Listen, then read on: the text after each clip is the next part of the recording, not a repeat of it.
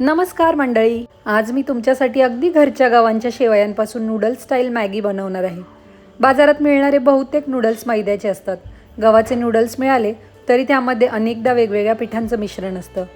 पण घरच्या गव्हाच्या शेवयांपासून बनवलेली ही रेसिपी चवीलाही छान लागते आणि रोजच्या खाण्यासाठी तुलनेने हलका व चांगला पर्याय ठरू शकतो। विशेष म्हणजे लहान मुलांसाठी ही रेसिपी खूप छान आहे। चला तर मग सुरुवात करूया। तर सर्वात आधी मी 1.5 ग्लास पाणी या टोपामध्ये उकळायला ठेवलंय। त्यानंतर भाज्या कट करून घेतल्यात। आता माझ्याकडे ह्या भाज्या अवेलेबल होत्या। यामध्ये गाजर, शिमला मिरची, टोमॅटो आणि कांदा, कोथिंबीर मी बारीक कापून घेतली आहे। त्यानंतर पाणी उकळायला ठेवलंय। आता पाणी या पद्धतीने उकळून झाल्यानंतर मध्यम फ्लेमवर मी याच्यामध्ये गव्हाच्या शेवया ॲड करते, कारण शेवया आपल्याला उकळून घ्यायच्या। तर शेवया घालताना आपण एक गोष्ट लक्षात ठेवायची आहे, मी एकदम शेवया याच्यामध्ये टाकल्या नाहीये, तर हलक्या हाताने आणि हळूहळू शेवया सोडल्यात, कारण की शेवया नाजूक असतात, त्या लगेच तुटतात। त्यामुळे मी अशा हलक्या हाताने हळूवार त्यामध्ये पाण्यामध्ये शेवया टाकून घेतल्या। शेवया नाजूक असतात त्यामुळे ही प्रोसेस थोडीशी हलक्या हातानेच करायची। आता याच्यामध्ये मी चवीनुसार मीठ ॲड करते। तुम्ही जेव्हा सर्वात प्रथम पाणी उकळायला ठेवता तेव्हा सुद्धा त्याच्यामध्ये चवीनुसार मीठ ॲड करू शकता।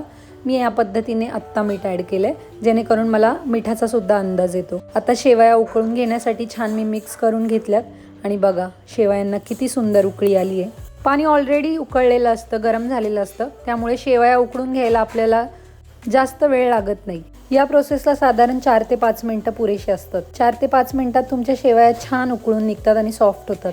बघा शेवया किती छान फुलून झाल्यात आणि मोकळ्या झाल्यात। आता एका चाळणीमध्ये काढून घेतल्यात। अशी छिद्र असलेली चाळणीच वापरायची, कारण त्यातलं पाणी आपल्याला काढून घ्यायचं आहे। त्या चाळणीखाली एक टोप ठेवलाय मी, जेणेकरून ते एक्सेस जे वॉटर आहे त्याच्यामधलं ते त्या टोपामध्ये येईल। आणि या शेवया उकळून जे पाणी उरतं ना, ते अनेक जण वाया घालवत नाहीत।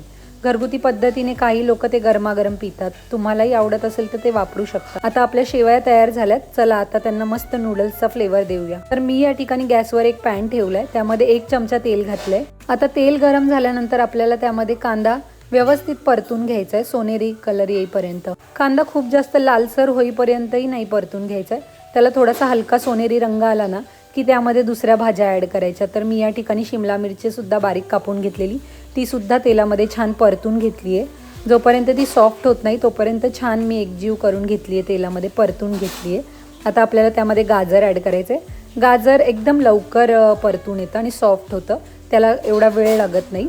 आणि सर्वात शेवटी मग मी इथे टोमॅटो ॲड करून घेतले। टोमॅटोला पाणी सुटतं, त्यामुळे हे मी सर्वात शेवटी ॲड करते तेलामध्ये परतून घेण्यासाठी। तुमच्याकडे जर वाटाणे असेल किंवा वेगळ्या भाज्या असतील तर त्यासुद्धा तुम्ही याच्यामध्ये ॲड करू शकता। आता मी जी कोथिंबीर कापून घेतली त्यातली थोडीशी कोथिंबीर मी या तेलामध्ये सर्व भाज्यांसोबत एकजीव करून घेते, मिक्स करून घेते, परतून घेते, जेणेकरून छान फ्लेवर येईल आपल्या मॅगीला।